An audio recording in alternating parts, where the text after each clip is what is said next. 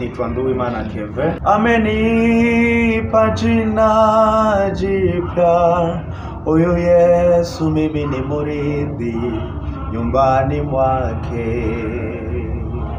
Buri muntu wese arafise amatanguriro yiwe, nzobikomeza n'uruvyaro rw'iwanje rukabikurikirana, bagakurikirana ivyo nakoze. Audio Jungle.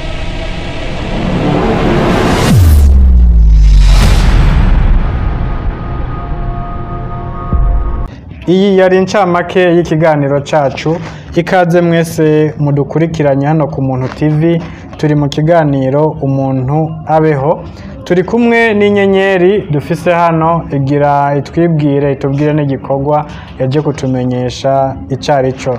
Ikaze utangure wibwira abadukurikiye. Ndabaramukije cyane. Kubemera Imana novuga ngo amahoro y'Imana bane namwe. Kandi n'abatayemera nabo ndabasuhuje mu kivandimwe bisanzwe. Ku mazina nitwa Nduwimana Kevin, ndi Umurundi ariko ubu tuvugana sanzwe ndi mu gihugu cya Kenya. Igikorwa mfise nuko ndi umuririmbyi. Urakoze cyane. Igikorwa uje kutumenyesha ni igikorwa cy'uburirimbyi. Usanzwe uririmba indirimbo nyinshi zitandukanye. Duhonje rero twumva indirimbo zawe izarizo kuko nicyo kiranga umuririmbyi. Indirimbo nsanzwe ndirimba, ndirimba indirimbo za gospel, no kuvuga ziramya Imana. Hari indirimbo ivuga ngo amenipa jina jipya, huyu Yesu mimi ni murithi nyumbani mwake. Ninaimba ninasifu, huyu Yesu mimi ni murithi nyumbani mwake. Ni ngizo iyo ni indirimbo imwe muziriko ziraza kandi yahageze nshasha. Urakoze cyane. Hari uburyo bwinshi bwo kuririmba. Hari kuririmba indirimbo imwe uyihejeje kuyikora mu rurimi rumwe, ukaba ushobora no kuyikora mu zindi ndimi kugira ngo ushike ku nyota abagukurikirana mu ndirimbo zawe. Ubwo buryo uriteguye kubukoresha? Cyane gose ni ibintu ushoboye ndabizi. Hari ruhande y'ikirundi ukoresha izihe ndimi ku buryo uzoshobora kubikora neza? Ndashobora gukoresha Icongereza, ndashobora no gukoresha Igiswahili n'ikirundi n'indimi zitatu. Yego, urakoze cyane. Iki gikorwa wagitanguye ryari? Novuga ko iki gikorwa nagitanguye ryari, nagitanguye kera kuva nkiri muto cyane. Kiretse ko kuva abantu batanguye kumbona maze almost imyaka 2 gusa, banzi ku mwaka umwe ariko maze imyaka 2 ndiko nditegura kugira ngo ndabazanira ibintu bimeze neza cyane. Urakoze cyane. Ufise indirimbo zingahe zanditswe mu gitabo cyawe? Ndafite indirimbo zigera kuri 60. Ego? Ziteguye neza cyane. Ese indirimbo mu kuzikora urafise abagufasha kuzikosora ku buryo ziba zirimo amajambo avugitse neza, ahuye n'ururimi uri kuravugamwo, mu buryo indirimbo iba yumvikana amajambo yose neza? Cyane gose. Indirimbo kubera ko nk'Icongereza, Igiswahili nawe urabizi zose indimi ziwacu, ni indimi tuza tugenda dusanga mu bihugu bitandukanye. Ariko nibaza ko iyi ndirimbo nayikoze ndayikosora jewe ubwanje, cyangwa ari byananiye, ariko mu gihe namaze kuyandika ndashobora kubona umuntu nkamubwira ati aha byanditse gute, bimeze gute. Muri ubwo buryo isohore ikintu kimeze neza. Urakoze cyane. Ayahe mashengero watanguriyemo kuririmba? Nahereye kuririmbira muri Plein Evangile mu Burundi. Plein Evangile herereye majahe? Plein Evangile iraherereye aho bita ku Mubone muri Ruziba. Umubone wa Ruziba? Ku Mubone ni muri Kabezi, commune Kabezi. Then hari yiri aho bita mu Ruziba, Plein Evangile. Hakaba hiri mu Kibenga, hakabaho n'iyiri Gitega. Aho hose warahagenze? Yego. Igikorwa cyawe cyo kuririmba gikunzwe ku ruhe rugero? Uraronka abantu bagutera intege? abantera intege barahari na benshi cyane. Ujye bakubwira ati bandanya turagukunda indirimbo zawe ni sawa. Abo barahari ni benshi cyane, kiretse ko muri abo benshi cyane haba harimo abantu baba ariko barajajinga bashobora kubikubwira kandi bafise inyungu cyangwa bariko baraguseka bitandukanye. Abifuza gukorana nawe bakoresha ubuhe buryo kugira ngo baze kuririmba mu ndirimbo zawe? Navuga ko nta buryo buhari bwo gukorana nanje kubera ko ntabwo ari bande. Si bande ihuriyemo abantu bose nguraje kujoininga oya. Ego, hanyuma abakeneye kugutumira uririmbe mu mashengero yabo mu bikorane abo bakuronka gute? Uwunkeneye arashobora kundonka kuri telefone WhatsApp, arashobora kundondera tukavugana. Bahe nimero yawe niba atari ibanga. Nimero yanje ndashobora kuyibaha, ni 07 37 22 94 41 07 37 22 94 41. Urakoze cyane. Aho abagukeneye bashobora kukwandikira ubutumwa bugufi bakaguhamagara cyangwa kuri WhatsApp mukaba mwoyaga ibyerekeranye n'igikorwa ukora cy'uburirimbyi. Rero kuri iki gikorwa usanzwe ukora, indirimbo zawe abazikeneye bazozisanga hehe? Umuhora ukorera ko waba umwe cyangwa myinshi ni yahe ukorera ko? Ahantu ushobora gusanga indirimbo ziwanje ntabwo ari imihora myinshi cyane, ni kuri YouTube. Urashobora kuzisanga ko YouTube yiwanje iritwa Divine Harmony by Kevin, Divine Harmony by Kevin. So urashobora kuzisanga ko urashobora no kuja kuri Facebook ukandika Nduwimana Kevin, urashobora kubona ko uduce cyangwa link zishobora kukwerekeza kuri YouTube. Urakoze cyane.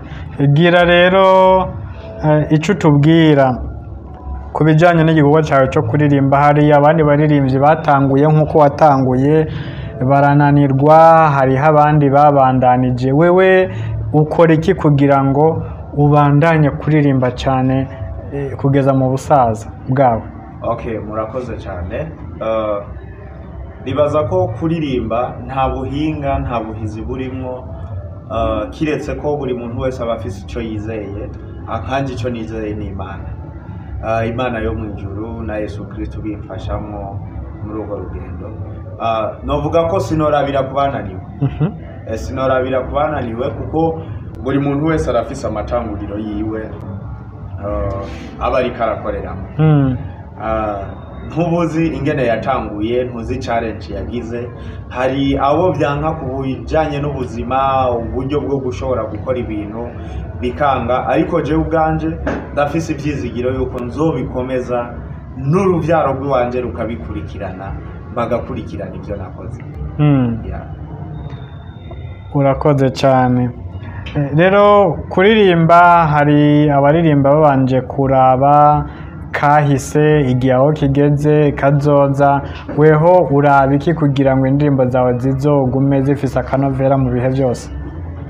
Jewe ikintu ndaba, sinkorera ku bihe, ariko ndaraba icyo Imana ibiri kiravugana nanje kugira ngo nsohore icyo abantu bakeneye. Urakoze cyane. Rero gira ubutumwa ugeneye abadukurikiye kugira ngo bumve aho watanguriye, aho ugeze n'aho werekera. Okay, icyambere reka ndabashimire cyane abariko barankurikirana n'ubu, kubera ko n'umwanya utabusanzwe. Umwanya utabusanzwe umuntu afata ariko arakurikirana ibintu by'iwanje nkaje, ariko novuga ngo Imana imuhezagire cyane uriko arakurikirana wese. Then icyo novuga nuko mfise igikorwa gishasha ndiko ndakora nk'indirimbo nshasha ndiko ndategura kugira ngo zishobore gukora ikintu gishasha mu mitima y'abantu. Rero novuga ko nk'ubu itariki imwe hari indirimbo iri kirasohoka yitwa Ameripagina iri kiraza. Rero novuga ngo buri muntu wese yakwitegurira kunshigikira mu buryo ubu na buriya mu gukora subscribe, share na comment. Hari indirimbo izosohoka itariki imwe y'ukwezi kwa mbere 2025. Rero buri muntu wese yaba ari ready mu kunshigikira biciye muri ubwo buryo. Wenda hari umuntu aba afise no kumfasha mu bundi buryo butandukanye, niyo mpamvu nashize ijya nimero umwe narashobora kumvugisha. Hanyuma ikindi naco gikurikira nuko ibi bintu byo kuririmba birakeneye supporter, abantu bagufasha kumenyekanisha ibintu byawe, abantu bakurikirana ibintu byawe, birafasha cyane kuko natwe tuba twitayeho abandi bantu dushigikira tuzi nabo tutazi. Rero novuga ko bofasha mu bijanye na subscribe, comment na share kugira ngo ushobore kubandanya. Changamoto ntizibura natangiye kera ariko kuja ku mugaragaro bitangiye vuba. Rero novuga ko muri kino gihe nahisemo nkavuga ngo ndagiye ku mugaragaro kugira ngo nshobore kuririmba. Novuga ko rero buri muntu wese ari uwo kumfata ukuboko biciye muri iyo support. Indirimbo uririmba haba kubabaye, abanezerewe, abajandajanda, abafise ibibazo kuna kuriya, abo bose baronka indirimbo zibanezereza cyane gose. Iyo ndiko ndakora indirimbo mfite ibitabo nisunga muri Bibiliya kuko je ndasoma Bibiliya. Iyo umuntu ari karakorera Imana, umuntu aramenya ibihe agezemo, umuntu aramenya ibihe byo gukoramo indirimbo. Rero notanga intege, notera intege kuri buri muntu wese afise ikibazo. Uyu munsi ashobora kuba atabonye indirimbo ihuye n'ikibazo cyiwe, ariko hajya umwanya nico kintu gikomeye cyane. Ejo canke hirya ejo arashobora kuzobona ikizoremesha umutima wiwe. Byumvikane ko indirimbo zo mu buryo bwose z'abanezerewe, abakora ubukwe, ubuzima bwose busanzwe ko izo ndirimbo zifise. Zirahari. Ego, watanze nimero zawe bakurondera ko. Twizere yuko abumvise igikorwa cyawe uko kimeze ko bagiye kurushirizaho kuryoherwa n'indirimbo wabateguriye, hamwe kandi no kubandanya kugushigikira muri kino gikorwa cyo kuririmba. Murakoze, mbashimire mwese mukurikiranye kino kiganiro hano ku Muntu TV. Cyari ikiganiro Umuntu Abeho, aho twari kumwe n'umuririmbyi wacu yitwa Kevin. Ego, atubwira igikorwa agiye kudukorera muri buno buzima kugira ngo turushirizeho kuryoherwa, murushirizeho gufyonda kuri iri zina mubona nabashiriye ko hano kugira ngo mukurikirane indirimbo z'uyu muririmbyi wacu, tumutere intege abandanye kuririmba, abandanye adushikira ku nyota. Kandi mwumvise ko no kuba mukeneye muhawe ikaze kumwakira, kumuhamagara, kumutumira mu buryo bwose. N'umusore wacu yiteguye kubidukorera neza. Murakoze, nakagaruka hano ni ku Muntu TV. Ikiganiro ni Umuntu Abeho, mwari kumwe nanje Rukundo na Gahwane. Bye bye. Amahoro ava ku Muremyi w'isi n'ijuru abane namwe aho muri hose. Audio Jungle.